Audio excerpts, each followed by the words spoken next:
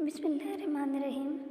حضرت محمد صلی اللہ علیہ وسلم فرماتے ہیں، جس گھر میں اللہ کا ذکر کیا جائے اور جس گھر میں اللہ کا ذکر نہ کیا جائے ان کی مثال زندہ اور مردہ کی سی ہے۔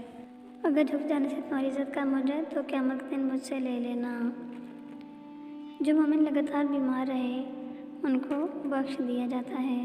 جو شخص نجومی کے پاس آیا اور اسے کوئی سوال پوچھا، اس پہ یقین کیا، اس کی 40 دن رات کی نمازیں قبول نہیں کی جاتی۔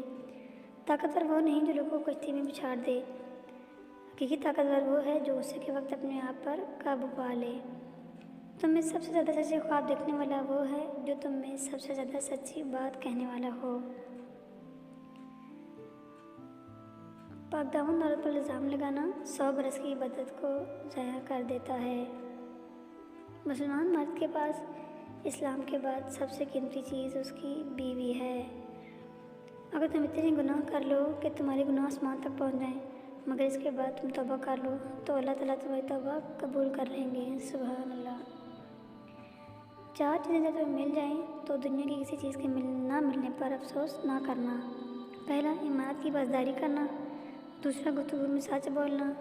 تیسرا، حسن اخلاق۔ اور چوتھا، حلال و پاکیزہ روزی۔